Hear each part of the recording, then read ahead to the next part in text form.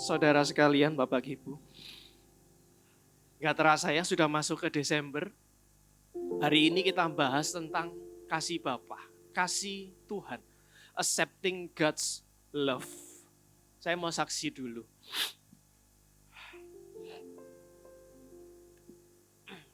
Ibadah hari ini kayak mengandung bawang ya, buat saya, gak tahu buat saudara.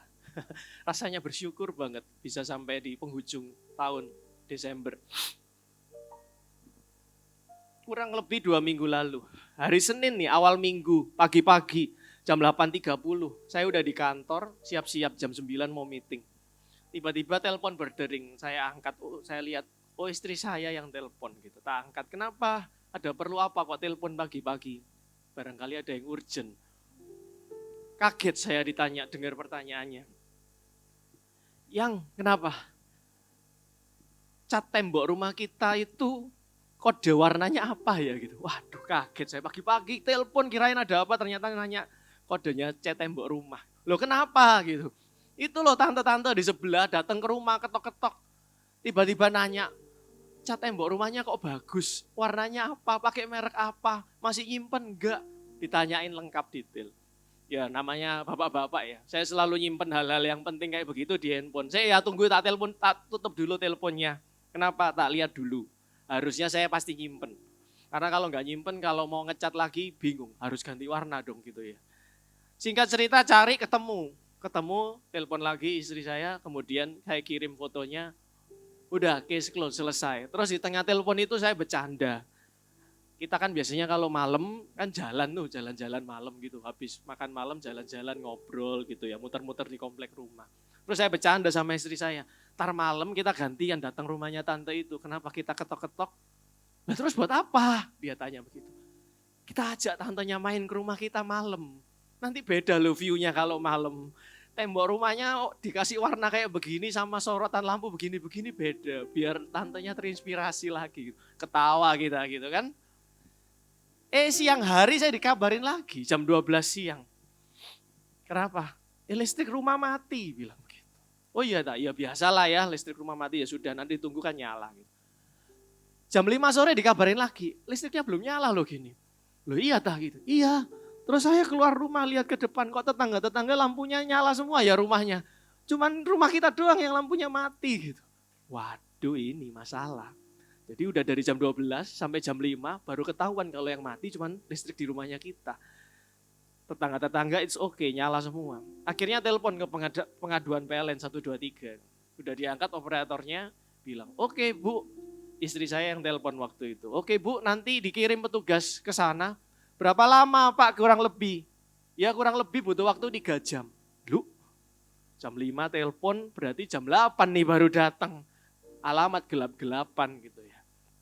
Ya sudah mau gimana lagi, nggak bisa cari mana lagi. Udah coba skakel dicekak-ceklek tetap gak nyala. Ya, jadi saya pulang kerja sampai rumah sekitar jam habis setengah 8 malam. Tak lihat dari depan, aduh rumahnya masih gelap gulita.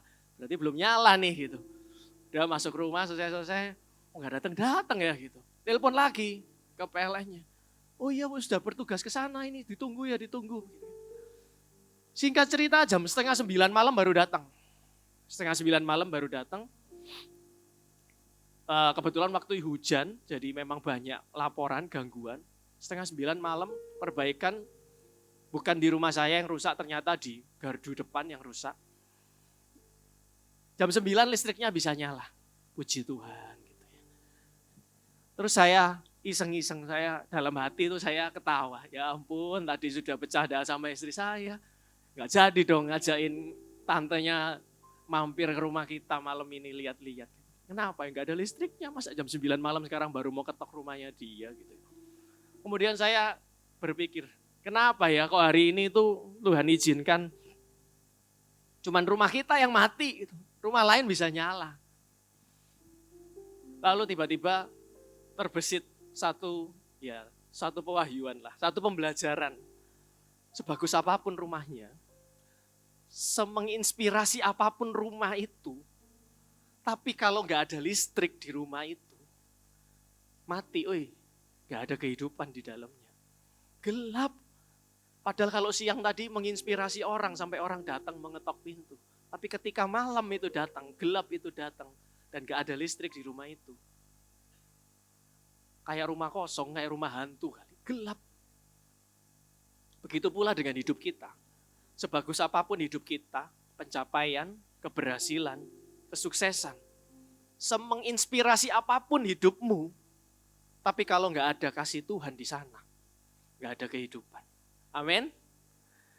Manusia itu, kita ini adalah manusia roh. Punya jiwa, tinggal di dalam tubuh. Saya ulangi ya, kita itu manusia roh. Kita punya jiwa, tinggal di dalam tubuh. Ada kebutuhan manusia roh yang gak bisa diisi dengan hal lain, kecuali yang namanya kasih Allah.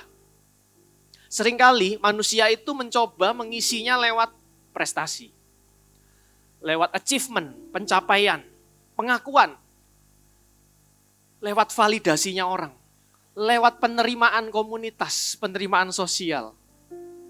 Dan kalau di dalam keluarga kecil ini kita nggak bisa dapetin itu, biasanya jiwa kita itu meronta.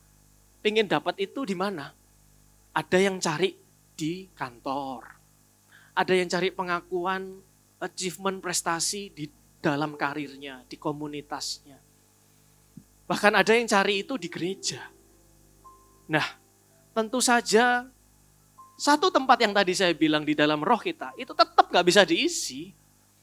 Karena yang bisa ngisi itu hanya satu. Hanya kasih Tuhan, kasih Allah yang bisa mengisinya. Nah, malam hari ini, di tempat ini, ada dua kondisi orang. Satu, orang yang belum pernah rasakan disentuh oleh kasih Allah. Yang kedua, orang yang sudah pernah merasakan kasih Allah, mengalami kasih mula-mula, mengalami jamahan, mengalami perubahan, mengalami lawatan Tuhan. Namun hari ini sudah mulai menjauh dari kasih itu.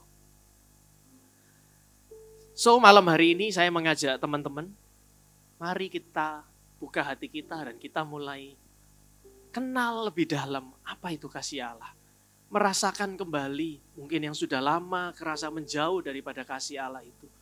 Malam ini yuk izinkan kita. Ini udah bulan Desember. Biasanya kalau bulan Desember itu orang udah siap-siap bikin yang namanya resolusi buat tahun depan. Resolusi visi buat tahun 2026. Tapi mumpung masih awal Desember, sebelum masuk ke resolusi visi, malam hari ini kita masuk dulu ke namanya resolusi hatinya kita. Amin. Karena firman Tuhan bilang, karena dari dalam hati terpancar kehidupan. Malam hari ini saya mau sharing mengenai kebenaran kasih Allah. Tolong dibantu slide saya. Kita mulai dulu dari kitab 1 Yohanes, pasal yang keempat, ayat yang ke-9 dan 10. Judulnya Accepting God's Love. Nah ini, kebenaran kasih Allah. Yang pertama, 1 Yohanes 4, 9, 10. Dalam hal inilah kasih Allah dinyatakan di tengah-tengah kita. Yaitu bahwa Allah telah mengutus anaknya yang tunggal ke dalam dunia supaya kita hidup olehnya. Inilah kasih itu. Bukan kita yang telah mengasihi Allah, tetapi Allah yang telah mengasihi kita dan yang telah mengutus anaknya sebagai pendamaian bagi dosa-dosa kita. Allah mengutus putranya yang tunggal menjadi pendamai buat dosa-dosanya kita. Supaya kita beroleh hidup. Supaya kita beroleh jaminan keselamatan. Saudara-saudara, teman-teman, bukankah ini makna Natal bagi setiap kita? Harusnya hari ini itu Natalnya Bipro ya, kalau dari kalender tahunan.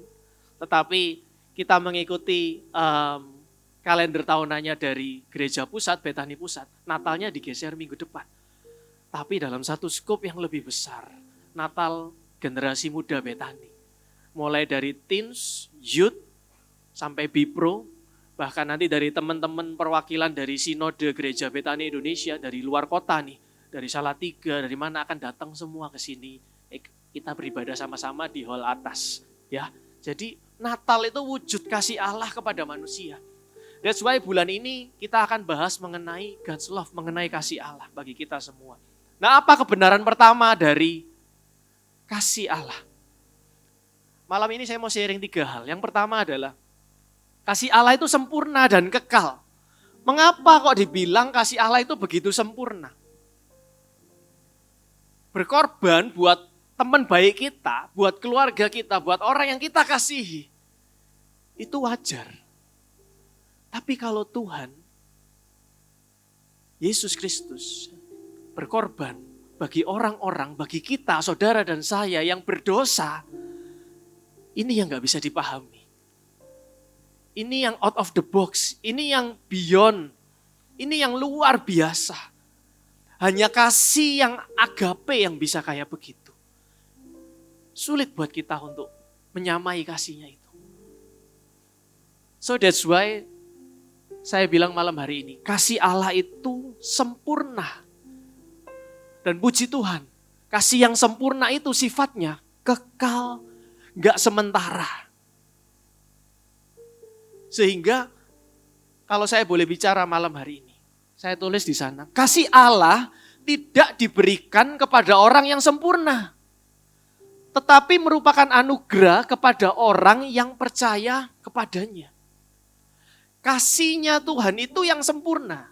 Diberikan kepada kita yang gak sempurna. Modalnya apa? Anugerah. Pemberian. Kasih Tuhan itu, kasih Allah itu gak bisa dibeli, gak bisa dibayar, alias gratis. Namun bagi sebagian orang yang punya latar belakang mungkin dari keluarga yang dalam tanda kutip maaf tidak baik-baik saja, sulit terima kebenaran ini. Saya kasih analogi, ketika kita beli satu barang, ya kita beli satu barang, misalnya ini saya beli barang remote ini, saya merasa punya hak atas barang ini. Kenapa? Karena saya keluarin uang buat beli barang ini. Karena saya sudah bayar harganya barang ini, katakanlah misalnya 200.000. Saya udah keluar duit 200.000, maka saya punya hak penuh atas barang ini. Barang ini jadi sepenuhnya milik saya. Mau saya apa-apain terserah. Tapi beda cerita, kalau saya diberi barang ini, saya nggak keluar duit sepeser pun buat dapat barang ini. Saya dikasih misal sama pimpinan, sama bos saya dikasih, ini tak kasih ke kamu. Ya. Maka saya tidak merasa saya punya hak penuh atas barang ini. Kenapa? Karena ini it's a gift. Bagus apa jelek, saya nggak bisa protes. Kalau saya beli, suka-suka saya mau beli yang mana, pilihan saya, yang saya anggap paling bagus, paling worth it. Tapi kalau saya dikasih, saya nggak bisa protes. Kurang bagus ini, kurang bagus, kurang jauh jaraknya, wirelessnya kurang bagus. Nah, seringkali kita itu berupaya membeli yang namanya kasih Allah itu. Contohnya kita beli dengan kita berbuat baik. Kita beli dengan kita memberikan donasi, kita menabur, kita menyumbang. Kita beli dengan berbuat baik nolong orang lain. Kita beli bahkan maaf dengan kita melayani di gereja. Lalu kita merasa seolah-olah kita punya hak bahwa kita harus dapatkan semua yang terbaik dari Allah. Kenapa? Karena kita sudah bayar harga. Kebalik teman-teman. Kebalik. Kasih Allah itu gak bisa dibeli, gak bisa dibayar. So, kalau saya ngomong kasih Allah itu bukan sebuah reward, but it's a gift. Itu adalah anugerah, itu adalah berkat, itu adalah gratis, itu adalah kasih karunia. Jadi apa yang harus kita lakukan sama yang namanya kasih Allah itu? Cukup percaya dan menerima. Kalau kita jatuh ke dalam dosa, salah mengambil keputusan. Saudara ingat ketika anak sulung itu minta bagian warisan dari bapaknya. Bahkan sebelum bapaknya mau mangkat. Mungkin bapaknya masih sehat walafiat. Dia sudah minta bagiannya warisannya. Kemudian dia pergi, dia habiskan, hamburkan sehingga hidupnya jatuh, terpuruk. Ketika kasih Tuhan menyentuhnya kembali, dia sadar. Saya percaya orang yang disadarkan itu masih ada Roh Kudus yang mau membantu hidup kita. Ketika dia sadar, dia berbalik arah, dia berpikir lebih baik aku kembali ke rumah bapakku. Di sana aku jadi kerja, jadi pegawai. Dulunya aku anak, sekarang gak dianggap anak pun gak apa-apa. Yang penting aku bisa makan. Saudara ingat perumpamaan itu ketika dia pulang ke rumah bapaknya, kasih bapak terbuka. Bahkan anak ini tidak punya modal apapun untuk membeli kembali kasih bapaknya. Karena pada prinsipnya memang kasih bapak itu gak bisa dibeli. Yang dibutuhkan hanyalah apa? Bapak itu datang, bapak itu memeluk anak itu, menerimanya kembali. Apa yang harus dilakukan anak ini? Dia gak bisa beli, dia gak bisa berbuat apapun. Yang dia lakukan hanya apa? Dia percaya bahwa ini bapaknya gak lagi pura-pura. Bahwa kasih bapaknya lebih besar daripada semua dosa dan kesalahannya. Akhirnya dia diterima kembali. Sehingga apapun status hidup kita malam hari ini, di mana posisinya kita di atas maupun di bawah, sedang berlimpah ataupun sedang terpuruk, sedang berjalan dengan baik ataupun sedang terlunta-lunta, ada banyak pergumulan. Pesan saya malam hari ini, jangan pernah menjauh ya dari kasih Bapa. Datang saja dengan berani. Kita pernah dosa, kita pernah gagal, dan kita pernah hancur. Tapi ingat firman Tuhan memberikan satu perumpamaan kisah anak yang terhilang itu. Datang ke hadirat Tuhan, kasih Allah tidak berdasarkan masa lalunya kita. Kasih Allah itu sempurna. Berdasarkan rencananya yang indah atas hidup kita. Kalau kasih Allah itu berdasarkan masa lalunya kita, pasti Allah sudah sakit hati sama kita. Tapi puji Tuhan, kasihnya tadi itu sempurna. Yang namanya sempurna itu enggak dipengaruhi sama apapun juga. Termasuk sama masa lalunya kita. So, hapus kegalauannya kita. Ketidakyakinannya kita akan kasih Allah. Hari-hari ini saya melihat, saya yakin saudara juga melihat. Iblis sangat gencar merusak gambaran kasih Allah melalui figur Bapa yang ada di dalam keluarga. Bagi sebagian orang, saya berdoa tidak ada di tempat ini, nggak bisa manggil Tuhan itu dengan sebutan Bapa. Karena Bapa fisikilnya di dunia ini, mungkin begitu jahat, mungkin begitu kejam, mungkin begitu mengecewakan, begitu menyakiti hidupnya. Sehingga ketika mendengar kata Bapa, ada trauma dalam hatinya. Dengar kata Papa, sakit hati itu gak tertahankan. Kecewa itu gak tertahankan. Kepahitan itu gak tertahankan. Tapi malam hari ini, mari kita buka hatinya kita. Kalau hari ini Tuhan izinkan saudara datang ke tempat ini, percayalah ini gak kebetulan kok. Tuhan itu punya master plan atas hidupnya kita. Bahkan setiap detil hidupnya kita datang ke tempat ini pun, saya percaya gak ada yang kebetulan. Pasti ada firman yang ingin Tuhan dengar, yang ingin saudara untuk dengarkan. 1 Yohanes 4 ayat 19-20. Kita mengasihi karena Allah lebih dahulu mengasihi kita. Jikalau seorang berkata, aku mengasihi Allah, dan ia membenci saudaranya, maka ia adalah pendusta. Karena barang siapa tidak mengasihi saudara yang dilihatnya, tidak mungkin mengasihi Allah yang tidak dilihatnya.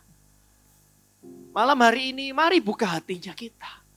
Terima kasihnya Tuhan kembali. Entah engkau belum pernah merasakan kasih Allah, ataupun sudah pernah merasakan tapi engkau merasa sudah jauh dari kasih itu. Percayalah, kasih Tuhan itu sempurna. Tidak dipengaruhi oleh masa lalunya kita. Amin. Dan kasih yang sempurna itu sifatnya kekal. Itu yang jadi jaminannya kita. Amin. So malam hari ini, jika engkau merasa perlu untuk melepaskan kekecewaan, melepaskan pengampunan, just do it. Lepaskan. Karena barang siapa mau diampuni sama Bapa, dia harus juga mengampuni orang, keluarga, teman, siapapun. Hal yang kedua, poin yang nomor 2. 2 Korintus 5 ayat 17 berkata, jadi siapa yang ada dalam Kristus, ia adalah ciptaan baru. Yang lama sudah berlalu, sesungguhnya yang baru sudah datang. Ciptaan baru, itu dalam English translation-nya dibilang reborn and renew by the Holy Spirit. Dilahirkan kembali, reborn, and renew, diperbarui oleh Roh Kudus. Sehingga orang yang menerima kasih Allah akan melahirkan identitas baru bagi kita. Orang yang terima kasih Allah itu lahir baru. Ingat ceritanya Nikodemus ya, yang pengajar, yang berdiskusi dengan Yesus. Menyangka kasih Allah itu semuanya dapat dilogik. Dan ternyata gak masuk-masuk. Sampai akhirnya dia mengerti.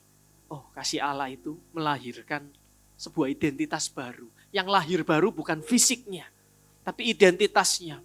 Kalau orang lahir baru, newborn, dalam satu keluarga, itu yang namanya akte kelahiran terbit. Yang namanya kartu keluarga itu diupdate. Di sana dia menyandang status anak. Sama dengan saudara dan saya. Ketika kita menerima kasih Allah, kita menerima Yesus sebagai Tuhan dan Juru Selamat dalam hidup kita. Kasih Allah melahirkan sebuah identitas baru bagi kita. Kita menjadi anak.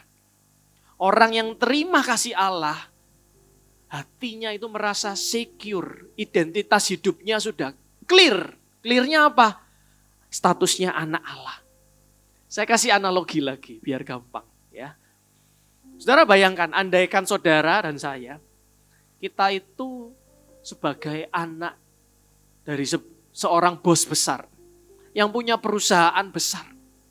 Kemudian kita sudah selesai studi, selesai kuliah, tiba waktunya kita masuk kerja dan kita kerja masuk perusahaannya papa kita sendiri, masuk di sana. Tapi nggak ada yang tahu. Kita masuk sebagai statusnya karyawan biasa. Ya, jadi staff biasa, mulai dari entry level biasa. Nggak ada yang tahu siapapun di kantor itu ribuan orang di sana, nggak ada yang tahu kalau kita itu anaknya bos, anaknya owner yang punya perusahaan. Saudara, semua berlaku normal. Ada teman yang baik, ada teman yang nyebelin, ada yang juengkelin gitu ya. Ada yang suka nusuk dari belakang, segala macam kelihatan semua. Tapi semuanya nggak ada yang tahu statusnya kita itu siapa. Sehingga everything goes normal, semuanya berjalan dengan normal. Jadi bagaimanapun kondisinya, perusahaannya mau naik turun. Satu yang pasti, kalau saudara mengalami hal seperti itu, saudara punya status yang seperti itu, kamu pasti nggak khawatir. Kenapa? Nggak mungkin khawatir, dipecat lah. Kenapa? Karena kamu yang anaknya yang punya perusahaan gitu. Kita anaknya bos. Bapakku yang punya perusahaan. Jadi kita merasa aman, hatinya secure.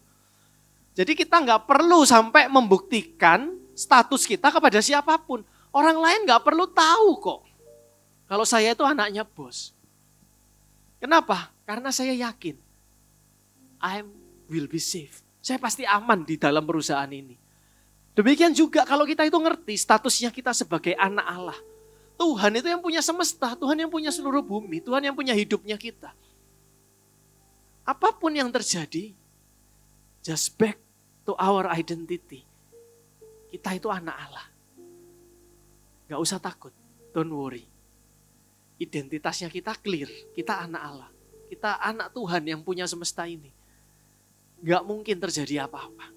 Percaya sama Tuhan dalam hidupnya kita. Amin. Nah, hati yang secure, kalau hatinya kita secure, itu terlihat dari, ini saya nulis beberapa hal, saya bacain ya. Nomor 1, hatinya puas dengan kasih Allah. Sehingga dia gak cari kasih itu kemana-mana. Gak haus akan kasih sayangnya dunia. Kenapa? Karena hatinya puas sudah sama kasih Allah. Ada rasa tenang di dalam hatinya. Itu yang pertama. Yang kedua, orang yang hatinya secure itu, dia bisa menerima dirinya apa adanya. Kita tahu kita gak bisa pilih kita mau terlahir di keluarga mana. Tapi kita bisa milih bagaimana respon hatinya kita. Kita gak bisa milih kok orang tuanya kita itu kayak apa. Mau orang tua yang baik, yang perhatian, atau maaf sebaliknya, yang tidak perhatian, yang mungkin tidak baik sikapnya, perkataannya. Kita nggak bisa milih. Yang bisa kita pilih adalah kita bisa menerima kondisinya kita yang ada sekarang ini dan percaya bahwa Tuhan pasti punya rencana. Dan sepanjang kita berjalan dalam rencananya Tuhan itu, ada kasih Allah yang tadi loh, yang sempurna itu loh, yang kekal itu loh, yang jadi jaminan garansi buat hidup kita, seumur hidup kita. Yang ketiga, pandangan hidupnya positif. Orang yang hatinya secure itu, pandangan hidupnya positif. Kenapa? Dia nggak hobi playing victims. Dia menolak untuk punya mental jadi korban terus.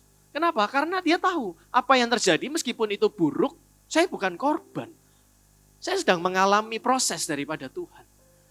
Pandangan hidupnya positif. Yang keempat, orang yang hatinya secure itu tidak haus mencari validasi dari orang lain. Nilai hidupnya tidak ditentukan dari apa kata orang lain. Tapi dari apa kata firman. Tapi dari apa kata janji Allah.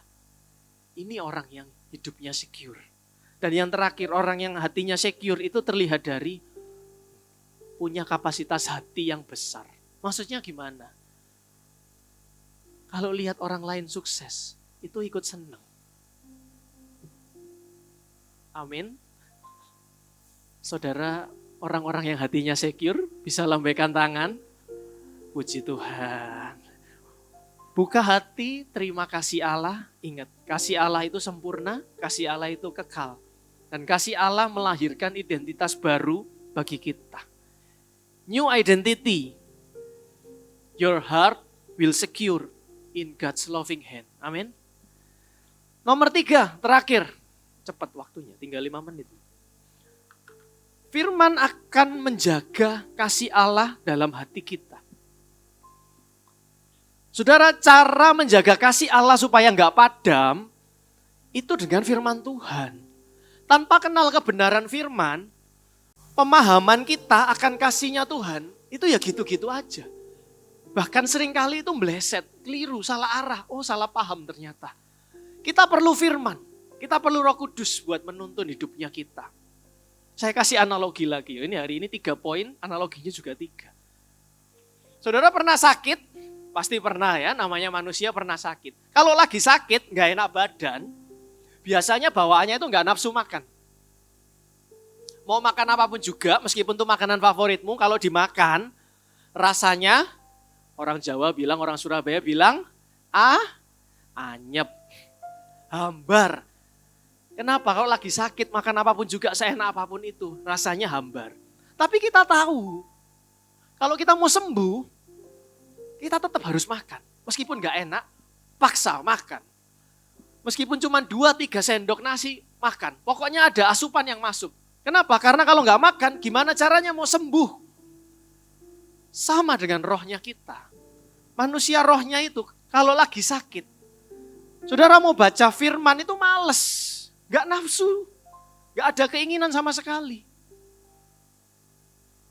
Tapi kalau mau sembuh harus tetap makan. Mau 2 sendok, mau 3 sendok. Mau 2 ayat, mau 3 ayat, mau 1 perikop, mau 2 perikop, tetap makan. Rasanya enak, dapat sesuatu? Kagak. Hambar rasanya, kayak baca buku aja. Tapi tahu kan, kalau mau sembuh tadi harus makan. Karena kalau nggak ada makanan, nggak ada asupan. Sampai ketika tubuh kita mulai sehat, mulai kerasa kan, oh iya ya enak makannya, mulai muncul lagi nafsu makannya. Tandanya tubuh kita mulai fit.